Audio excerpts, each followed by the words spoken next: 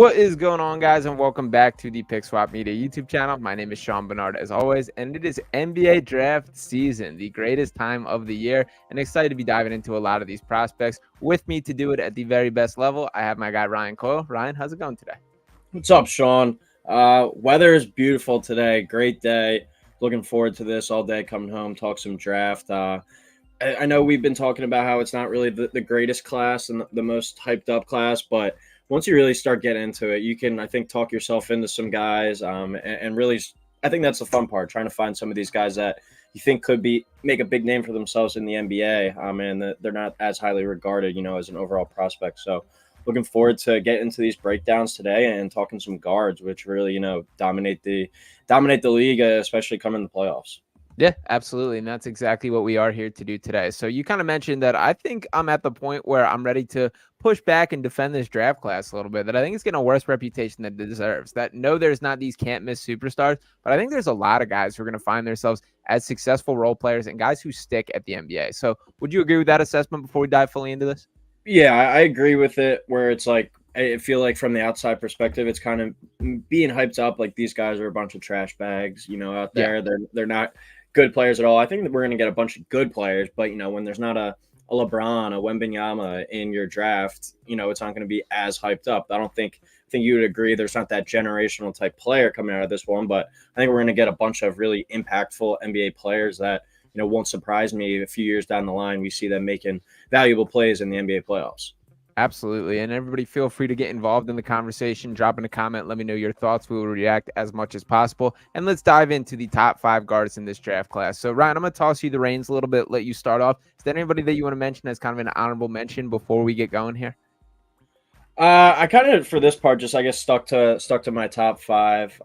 Definitely going to be hitting on some individual prospects and some videos.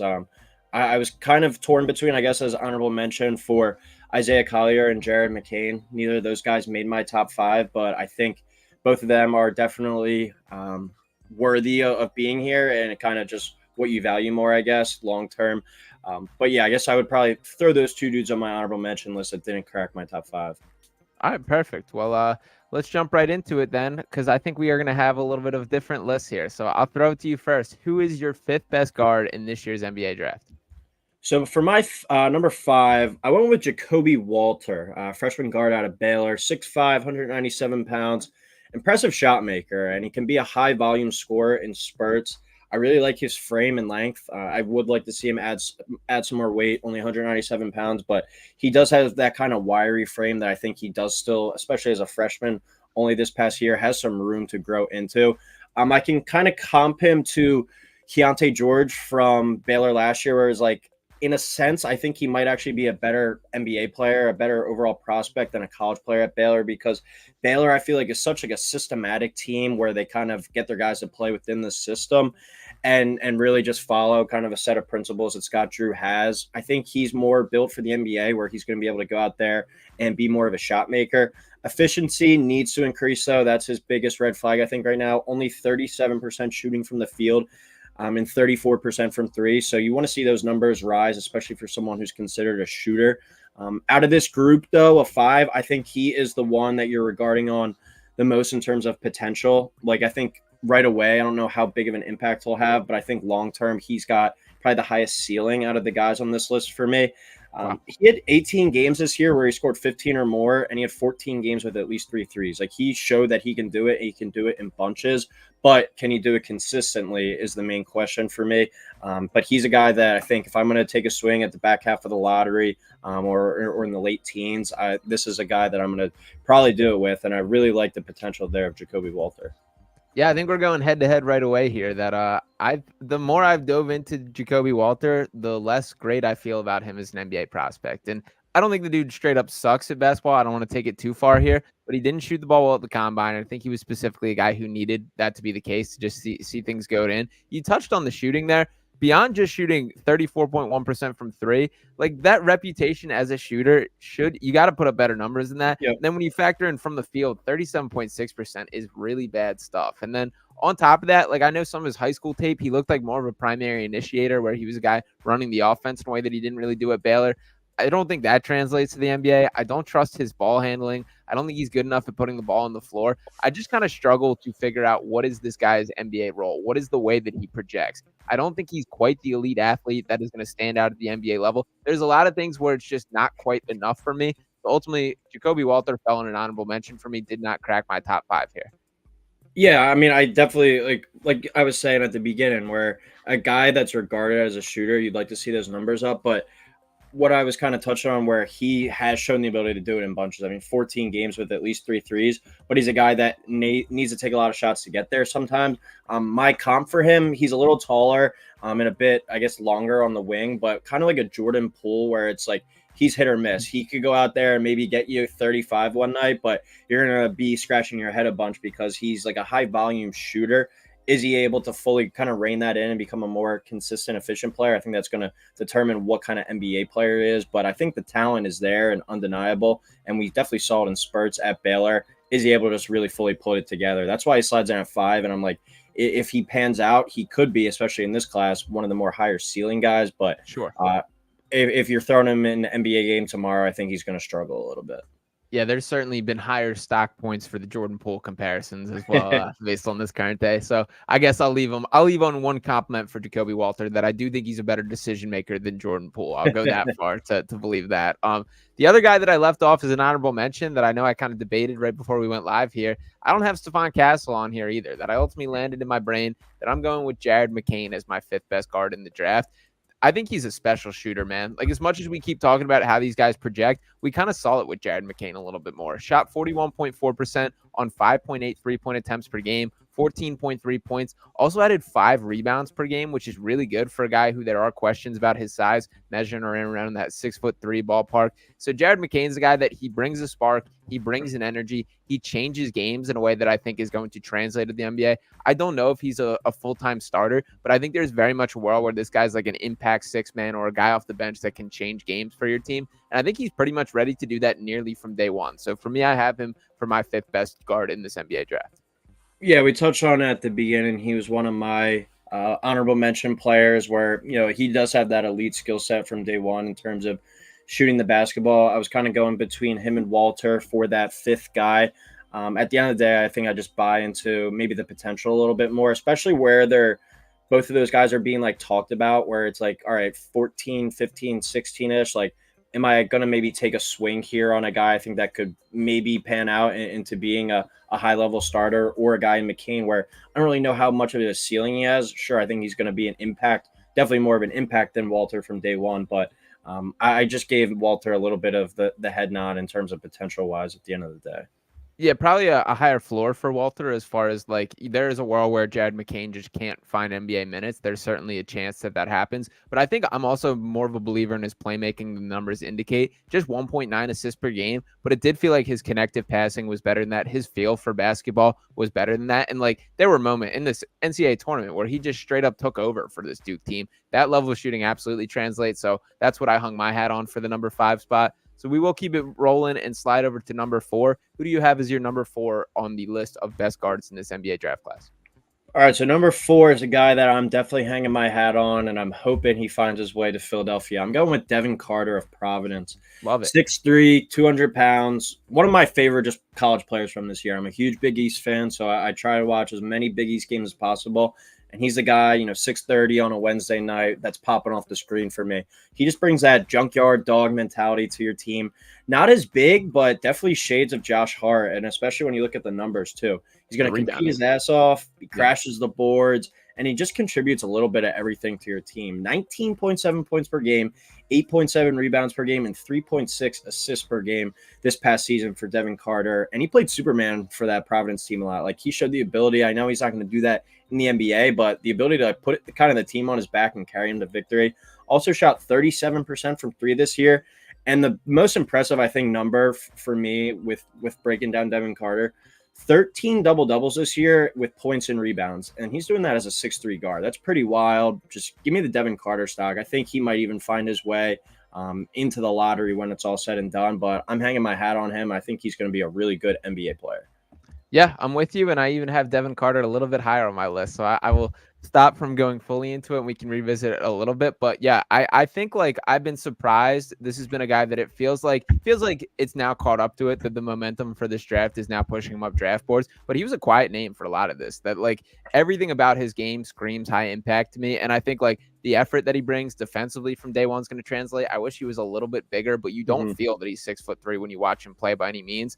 He plays, to be honest, like a wing that is minimized in a guard's body to an extent. So I love that. I love the attitude he plays, and I will circle back a little bit to Devin Carter, but completely with you. For my number 3, I'm going with, or my number 4 here, I'm going with Isaiah Collier here. And Collier is an interesting one for me that I started this pre-draft process being pretty out on Collier. My comparison for him has been like year one Jaden Ivey is kind of how I feel about his game, that like the decision making, I have some concerns with, some issues with. Like he just puts his head down, gets tunnel vision a little too often. I don't fully see the playmaking, but the dude is a special athlete, real deal, 6'5", has the NBA frame. I think the jump shot looks fine. That I've heard more concerns about that than I frankly think deserves to be the case. He does look more comfortable coming off the pull up rather than catch and shoot in my eyes, but I don't think that it's going to be an issue long term. Free throw shooting got to improve a little bit, especially a guy that's going to be getting to the line at a high rate. But I think Isaiah Collier has been a guy that has risen up my draft board far more than I expected to, and frankly is absolutely worth the flyer in my mind. I have him as the 4th best guard in this draft.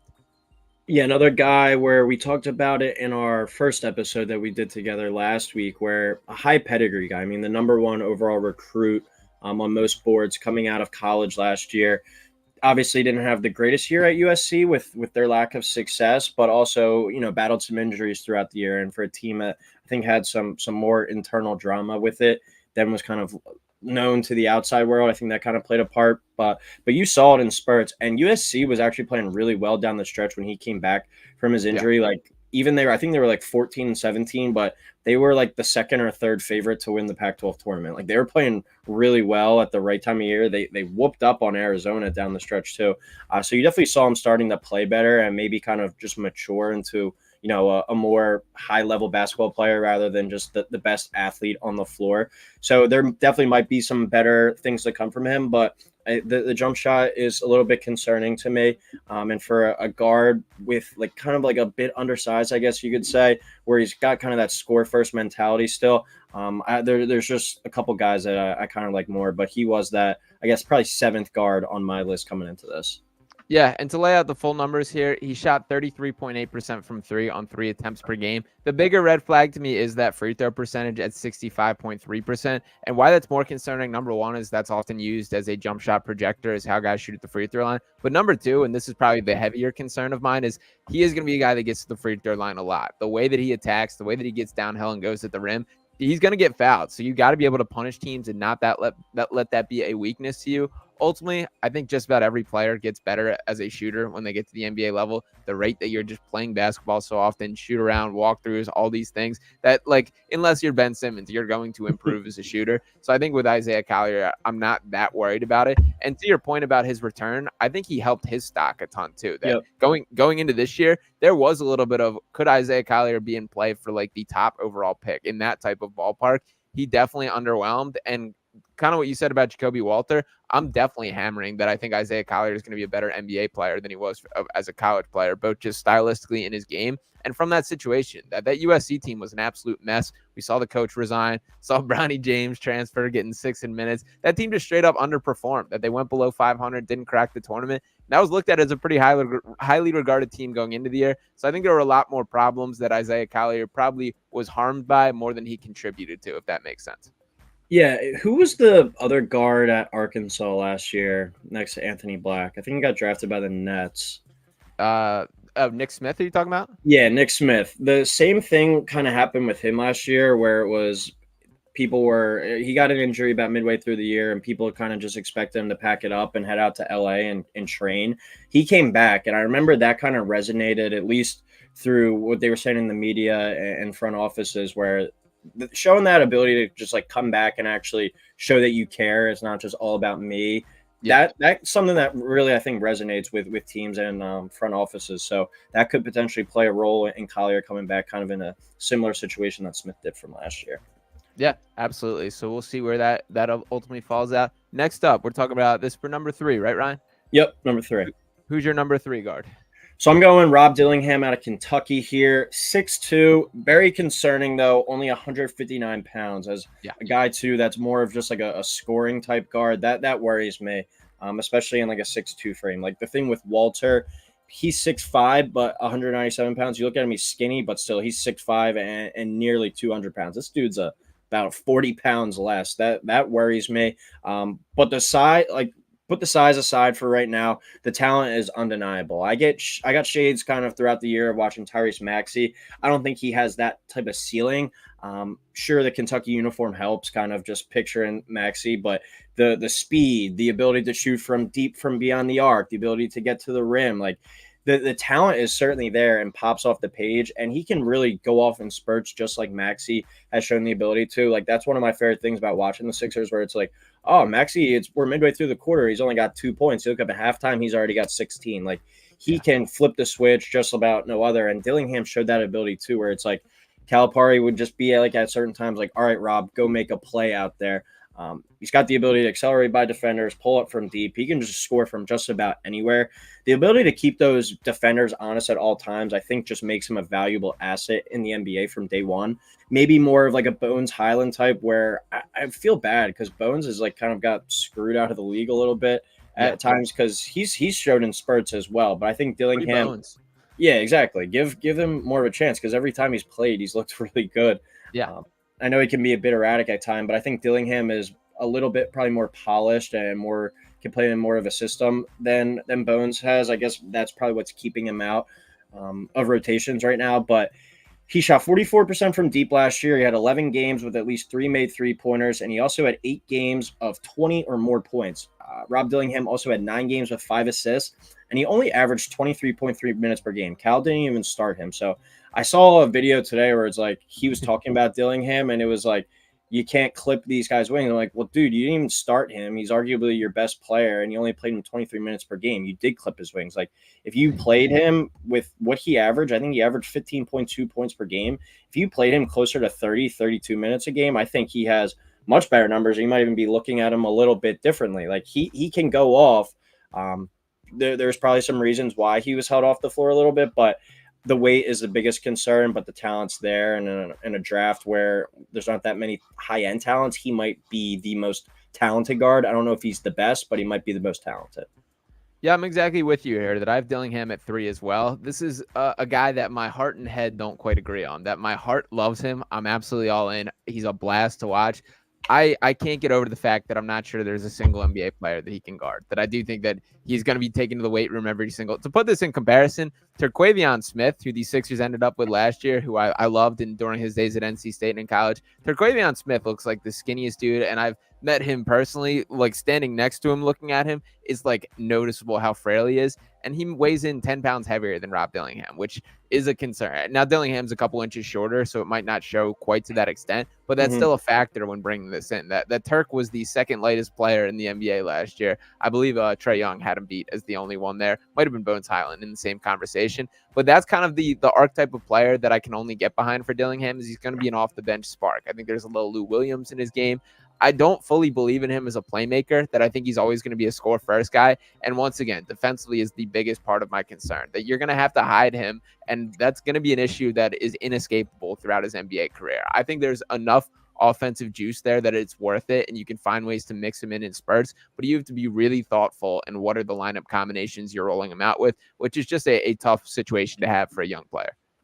Yeah, I do think, especially in the NBA, you can't really teach scoring at the level that he has shown the ability to. If you're good enough coach and you have good enough defense around him, you can find ways to hide him, especially in spurts. And I think that's where, that's the discussion between coaching staff and front office is his offensive ability. Are we able to kind of hide that, his lack of defense in certain situations? And I think that's really where it does kind of come down to coaching and like, all right, figure it out. Here's a really talented player.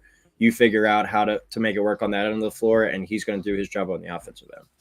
Yeah, I'm with you, and I will always side with talent, and I still see a ton of that in Rob Dillingham. So I ultimately, while my brain wanted him a little lower on this list and my heart wanted him a little higher, I stood in there, locked him in for number 3 on this guard list, and feel pretty okay with that. And by the way, the track record for taking a gamble on Kentucky guards, pretty good one there. So You got to keep that in mind as well. Wait, my comp I threw out for him. I actually went. I know we threw out a couple names. I sided on he needs to put on a little bit more weight, but Terry Rozier type. Okay. What do you think about that? I don't mind it. I think like there's what I like. One of the things that I like, I see a lot of like the Maxi Emmanuel quickly kind of vibe to him that I think that Dillingham's got like some of that joy that he plays the game with. Scary Terry to me is like a killer. He's a guy that like, I think they carry themselves very differently, but stylistically I can see it. I think Terry is probably my bet to be the better basketball player there if I have to pin it down. I see more of kind of the Lou Williams, Emmanuel quickly kind of archetype for Dillingham, but I don't fully hate it. Yeah, I mean, if someone's picking Rob Dillingham probably in the top 6 or 7 picks and they're getting a Terry Rozier type of career out of that, I think they're signing up for that, especially in this class. And we got Nick chiming in saying Dillingham would be fun on the Spurs with Wemby. I am very curious to see how the Spurs manage this draft overall. And I would not be against that by any means. And when speaking about needing to hide a guy on the defensive end, Victor Wembanyama is about as good as he gets for that. So absolutely not against that by any means. We can keep it moving here. Who is your number 2 prospect out of the guards in this year's NBA draft? All right, so number 2, I'll go with a guy that you left off your list. I'm going with Stephon Castle here out of UConn. 6'6", 215 pounds. I think he might be the safest of the bunch where I know I'm getting a high-level athlete, potential top 15, top 10 defender in the sport, I think. And he has a set of skills that can play for me from day one. Stephon Castle only shot 26.7% from 3. That's obviously going to be the major swing skill in the NBA, as it is with most prospects, but he's still young and can develop that.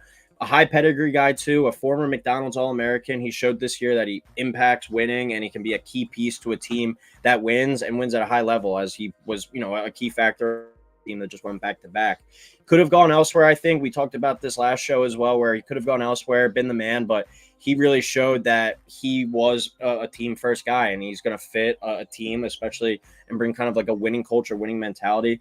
I think going to UConn too is a place that has shown really does get you ready for the pros and kind of just molds you into a professional. So I feel really good about his floor. If his ceiling doesn't work out as a shooter, I think he's still going to be a pretty impactful player on both ends of the floor. If he's able to develop that jump shot to like a 35, 36% guy, I could see him being a 10 to 12 year player. And another point on this draft for me, it's like for most of these guys, I'm taking the safer approach. If he becomes a really good shooter, good for him. Like that's going to obviously help him out. But I think no matter what, his skill set right now is able to keep him on the floor. My comp for him, where especially if he is able to figure out this jump shot a little bit shorter of a Karis LeVert type, where I think he's a disruptive kind of wing at times. And in spurts, he could be a good player, but also, we've seen some bad Karis LeVert as well. Yeah, you scared me with the Karis LeVert comp there. Not a Karis fan. I saw a tweet last week that I think is one of my favorite tweets I've ever saw that said Karis LeVert has a random wheel in his head that he spins, ranging between Michael Jordan and Anthony Bennett, and whoever it lands on is how he's playing in that possession. And that's the Karis LeVert experience, that you will get the highest of the highs and lowest of the lows. But I do feel like every fan base that Karis LeVert has played for has soured on him by the end of it, and I do think that's a little telling. But to bring it back to Stephon Castle here, I guess my perfect outlook for a prospect, I always want one defining trait and then things you can branch out on. I don't see one with Stephon Castle, but I don't think he's that elite of a playmaker. I don't think he's that great of a defender. He's a good defender, a solid defender, but not a guy that I think is going to pop as like an all-NBA caliber defender. I don't think he's that great of a passer. He's a solid player, and I do think a lot of it is the ecosystem and the team he played for. That I know I said this to you in the past, but I think you straight up take him off that UConn team and they still win the national championship this year, and that says far more about UConn than it does anything about Castle. But still worth noting when we're kind of throwing these conversations, crowning a guy the national champion that he obviously is. He shot 26.7% from 3 this year. Shot below 30% from 3 in high school as well. And the free throw shooting, while he got his numbers up at the end, finished 75.5% at the charity stripe. He was at 69% through the first 15 games this season. I don't know if the shooting's fully there either. He just, to me, feels like very much one of these like jack of all trades, master of none. And I like haven't fully landed on like, as much as I see the floor there, and I don't think he's going to be a guy that absolutely sucks, I don't know if I see him being an impact NBA player more so than just kind of another role guy. He sounds like your Anthony Black from last year. How would you rate that? I think you can view this out of either of our eyes for how year one went.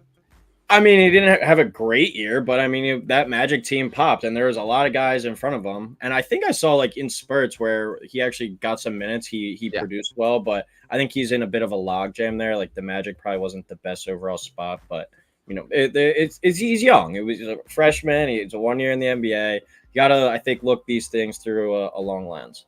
Yeah, that's fair. I think that's pretty much coming from a similar mindset from me. To be honest, Anthony Black played better this year than I expected to be the case, so a little hat tip to him there. But the same kind of logic here that I do want guys, and Nick chiming in saying Anthony Black would have done better on another team. Magic have way too many guards. I think that's accurate there. The Jalen Suggs, who just won or second team all defense, congrats to him there, and deservingly so. Like that's a guy, Jalen Suggs, who I think like is a testament to he just committed to his skill, that he locked in on the defensive end. That is not what he was at Gonzaga. He was a guy hitting game winners, pounding the chest, and all those things. He found a way to reinvent himself. I need Stephon Castle to figure out how he's going to invent himself as a basketball player is kind of my pushback here, why he's ultimately not in my top 5. All right, that's gonna be an interesting one because I think I've been seeing more and more him like top 3. So I'm gonna be interested to see where he falls. But I think this draft is completely wide open. Like we could see some pretty crazy stuff on this in this year's class. Yeah. So I'll slide over to my number 2 guy here. And this is who you mentioned, Devin Carter. My personal preference, the guy I have circled that I want the Sixers to pick more so than anything. I love this dude. That you mentioned 6'3". This year, Providence averaged 19.7 points per game, 8.7 rebounds, which is pretty insane for a 6'3" guard. Also 3.6 assists, 1.8 steals. Shot 37.7% from 3 this year on 6.8 attempts per game. That is a noteworthy just improvement. That in the previous 2 seasons, at Providence, he shot 29.9%. In his freshman year at South Carolina, 26.7%. But I do think that the shot is legitimate. Like, I see no mechanical issues. He plays with the dog in him that I absolutely love. I think defensively is going to be his calling card as an NBA player, that he just finds a way to be everywhere. Like, he is a guy that pops on your screen when you watch him. So Devin Carter, to me, is a different version of the guy I think we're going to talk about for number 1. But he's like the defensive-minded version, this true 3-and-D type role player. He's a wing in a guard's body, and I mean that as a compliment here. Yeah, Josh Hart for sure for me. Yeah. I mean, like you look at the numbers, you watch him play, like it's hard not to see it. I think his shooting might have at times at least been hurt because he kind of shoots bombs. Like there was one this year in the Providence game, he shot from like the logo. It went in, but it's like at times where I know his numbers were better this year, but he had to kind of play Superman a little bit, and that could force you into some, taking some shots, having the ball in your hands late in the shot clock, where in the NBA, he's not really going to be asked to do that. And when I was kind of looking up his overall measurements, seeing him at only 6'3" really surprised me because, as you said, watching him, you don't think 6'3", like you think 6'5", 6'6", even. Like he plays, and he's really strong too. Like he's not afraid. It pains me to say it, but he fit perfectly in with that Knicks team that we just watched in this playoffs with kind of the heart and hustle he plays. And we also talked about on the other show with the Heat as well. But the Sixers, he's sitting there at 16, and he's kind of the best player on the board. I think that's a great pick because he gives you effort, energy off the bench, something, and especially youth too. I mean, they've tried to rotate some more guys in there recently, but that's a spot where they haven't really had much luck with young guys, especially coming off the bench. Yeah, definitely. And we will dive deeper into the Sixers angle to this specifically, but I am pro keep the pick. That you don't get that many chances to just bring young talent onto your team. The draft is your best route to it. So we don't got to be in a rush to trade this. I get it if the right opportunity presents itself, but don't just trade it to trade it. Take Devin Carter at 16 and feel pretty happy about it is kind of my pitch there. So the number 1 guard in this year's NBA draft. I think we're both on the same page here, but Ryan, take the floor. Yeah, so we'll go for the little guy from Kentucky, Reed Sheppard, 6'3", 187 pounds. I think if you went to 10 NBA drafts, he might be the top guard in 1 or 2 of them. He's not popping off the screen at you talent wise, athleticism wise, but at the end of the day, just a really good basketball player. I mean, I think coming into this year at Kentucky, Reed Sheppard was probably going to be counted on as like a 4th, 5th option. He probably was their best overall player by the end of the year. Just rock solid across the board, can score, can play make, both on the offensive and defensive end, and is arguably the best overall shooter in this class. As a freshman at Kentucky, playing in the SEC for a team that was a 3 seed, Reed Shepard shot 52% from three on 4.5 attempts per game. Just unreal efficiency. He goes to the combine, 42-inch vertical, tied for the highest in this class. That certainly opened some eyes. Cerebral player, will know his role. Still a little bit worried about that athleticism. I know his vertical speaks for itself, but just kind of watching him in terms of, creating against some better athletes, or when he's driving to the rim, looking for others, just he doesn't have that athleticism that he might need in certain situations, I think, at least, to make some plays. But that's where kind of his overall IQ and just his feel for the game comes into play as well. Getting to the rim, I'm still a little bit worried about him finishing kind of over the top, but I feel like he's the guy that knows I'm not going to out athlete everyone. I'm going to have to do other things to get my shot off at times. But Reed Shepard, I think the main reason why he's my number one overall guard in this class is no glaring red flags in this game. In a draft of a lot of unknowns, I feel safe with him. And my comp for him, I was talking to you before this, where it was like, some I feel like might be a little forced, but I'm going to go with Mike Conley Jr. Not a super over-the-top athlete, but a guy who's a smart player. I could see averaging, 12 to 13 points per game, shooting 40%, handful of rebounds, handful of assists, and being just a pest on the defensive end, and being like a third, fourth option for a really good team, which we're seeing right now with the Timberwolves. So that was my comparison. I saw TJ McConnell earlier. I'm like, I hate that. Do we really have to give him the one white little guard in the NBA? And Reed Shepard, a much better shooter than TJ McConnell as well. So, and by the way, Reed Shepard attempted 144 3-pointers this year at Kentucky. That's more than TJ McConnell has ever attempted in an NBA season. That TJ has never eclipsed 100 in a season. So that right there, I think they're just doing a little acknowledging the paint job here on this situation. And TJ never misses games either. Like, you have to look like 82 games. Reed Shepard probably only played 33 games, and he's shot more threes than him. That's wild. Yeah. To kind of add to this same tone of conversation, we got a comment from Nick here that I like. What do you guys think of this take? Reed Shepard will be a better player than both Tyler Hero and Austin Reeves. So two of the other white guys in the NBA. Think Reed Shepard can beat that list? I probably wouldn't say Tyler Hero, maybe Austin Reeves, but I mean, once again, if whoever drafts him, I think he's probably going in the top 5. If they have a Tyler Hero, Austin Reeves type career, they're making over $100 million. I think whatever team drafts Reed Shepard will sign up for that, because that means they're in the league, they're productive. Will they stay healthy, or will he stay healthy? Unlike Hero, we'll see. But I think he is the safest guard in this class. Yeah, I'm going to throw a little Dante DiVincenzo comp here, that I think the shooting is going to be what makes him.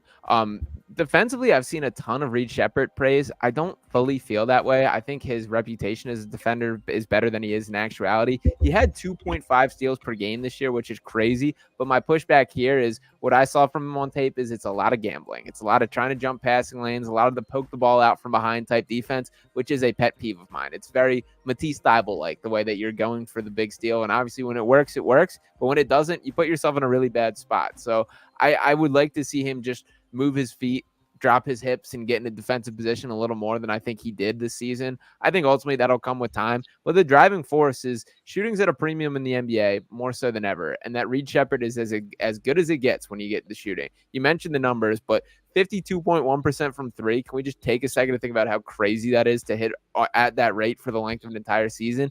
He is a guy that I have a little bit of concern, like played above his weight class a bit for this season and could have like a rude awakening at the NBA level. I know we mentioned during the Coach Cal when he moved on from Kentucky, like Reed Shepard was one of the rare guys that went to Kentucky to go to Kentucky, not to play for Coach Cal. I have no clue what a second year of Reed Shepard would have looked like. And now an NBA team is kind of taking that gamble. So I do think there's a chance that this ages a little poorly. I'm not locked in that this is dead set, but I do think he's as good as it gets as a shooter. And that's the selling point to me.